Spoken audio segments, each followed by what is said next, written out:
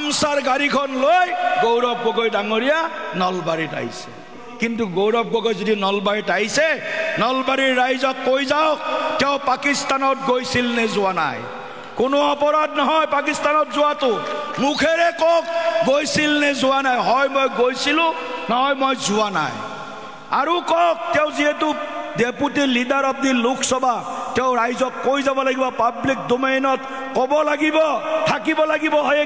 সংগ্ৰহে record থাকিব লাগিব 15 দিন পাকিস্তানত গৈ মই কি কৰিলো কোন মোল্লাক লগ কৰিলো কত মৌলবীক লগ কৰিলো কাক কত লগ কৰিলো উচ্চায়ুক্তক লগ কৰিলো দেশৰ কাৰণে কিবা কথা পাতিলো কত কি কৰিলে 15 দিন বা 20 দিন যিমান দিন আছে প্ৰতিটো দিনৰ চাহ খাই কত খাইছে ভাত কত খাইছে এটো আমাক নালাগে ৰাতি কত হৈছে এটো নালাগে আমাক কিন্তু তেওঁ দিনটোৰ কিমান সময় দেশখনৰ হকে কাম কৰিলে দেশৰ স্বাৰ্থত পাকিস্তানত কাৰ লগত কথা পাতিলে এই কথা জনা প্ৰতিজন ভাৰতীয়ৰ অধিকাৰ আছে